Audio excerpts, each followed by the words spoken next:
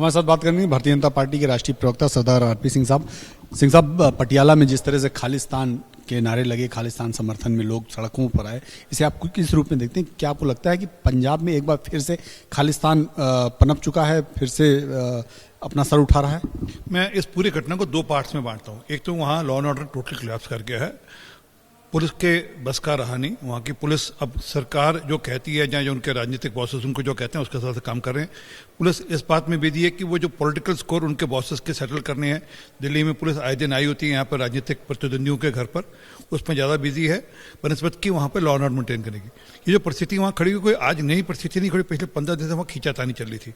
वहाँ शिवसेना के वहाँ के जो गट और गुट है वहाँ पर, वो कह रहे थे कि हम खालिस्तान के विरोध में प्रदर्शन करेंगे, और खालिस्तानी कह रहे थे हम निकालने नहीं देंगे। तो स्पष्ट था कि पुलिस की जानकारी में था। आज उन्होंने कोशिश करी, उस पर कुछ इस प्रकार के एलिमेंट्स आकर सड़क पे आ गए, तो बड़ा स्पष्ट है कि कहीं ना कहीं सरकार का भी इस मामले में संरक्षण है, या उनकी मिली भगत है। नहीं तो इतनी बड़ी संख्या में लोग आकर वहाँ पर पत्थरबाजी, तलवारबाजी करें, ये हो नहीं सकता, पॉसिबल नहीं। पहली बात, एक मिनट पहली बात। इसमें जो अगली बात जोड़ना चाहता हूँ कि अभी हाल में पन्नू ने स्पष्ट कहा था कि हमने इस सरकार को बनाने में मदद की थी और ये वापस से हमारी मदद करेंगे। और जो मेरी जानकारी में घटना आ रही है, मैं हालांकि चेक करूंगा, पर जो जानकारी में घटना आ रही है बहुत खतरनाक है कि मलेरकोटला में डीसी के ऑफिस पे आज खालिस्तान का झंडा लहराया गया। अगर ऐसा हुआ तो बहुत खतरनाक है। पंजाब एक हमारा बॉर्डर स्टेट है। जो डर हमको शुरू में था कि बॉर्डर स्टेट के अंदर लॉ एंड ऑर्डर की दिक्कत हो सकती है, बॉर्डर स्टेट के अंदर पाकिस्तान के जो एलिमेंट्स हैं, वो जो रेडिकल्स हैं, वो यहाँ पे एक्टिव हो सकते हैं, और यहाँ पे जो रेडिकल्स को छूट मिल जाए। इसी पटियाला के अंदर पिछली सरकारें भी रही हैं, तब इस प्रकार के कभी हालत नहीं हुए। और मेरी मेमोरी में 1985 के बाद इस प्रकार के हालत पंजाब में कभी हुए नहीं, जहाँ पर आपस में सामने खालिस्तानी वर्सेस जो लोकल वहाँ पर खड़े हो गए हों। मैं अपेक्षा करूँगा वहाँ के सरकार से कि उनकी ड्यूटी है, प्रथम ड्यूटी है कि वो हर कीमत पर वहाँ लॉ एंड ऑर्डर मेंटेन करे। मैं वहाँ पर सिखों से, हिंदुओं से, जितने बाकी लोग वहाँ पे हैं, सबसे निवेदन करूँगा कि पंजाब की एकता जरूरी है। बाकी सब चीज़ें छोटी और गौण हैं, परंतु अफसोस ये है कि वहाँ की जो सत्तारूढ़ पार्टी है वो पॉलिटिकल स्कोर सेटल करने में लगी है। वो पुलिस का दुरुपयोग अपने राजनीतिक प्रतिनिधियों के खिलाफ कर रही है, बनस्पत की वहाँ के लॉ एंड ऑर्डर मेंटेन करने के लिए।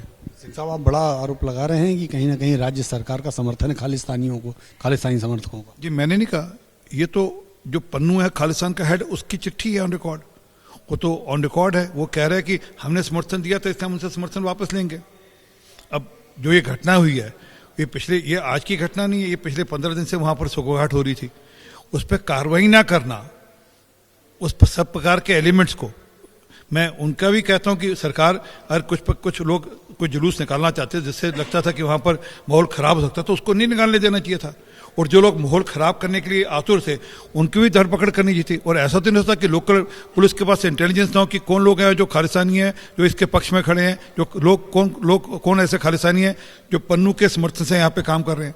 ये तो हो नहीं सकता, पर उन पर कार्रवाई करने की हिम्मत जुटानी पड़ेगी। इसलिए मैं कह रहा हूँ कि ये कहीं ना कहीं उंगली उस तरफ भी जाती है कि कहीं ना कहीं अंदर खाते कुछ सांठगांठ तो नहीं है।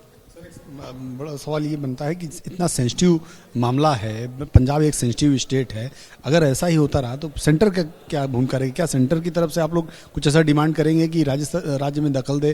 क्योंकि लॉ एंड अगर इस तरह की स्थिति बनी रही तो एक राज्य जो सालों से आपने उसको वापस लिया था, फिर कहीं ना कहीं आपके हाथ से फिसलता नजर आएगा। पहली बात तो मेरे आज आपके यहाँ मुझे बाइट देते हुए डर लग रहा है कि मैं आपको बाइट दूं और शाम को मेरे घर पे पुलिस आ गई हो, पंजाब पुलिस आ जाए कि भैया चलिए आपने हमारे खिलाफ बाइट क्यों दी है।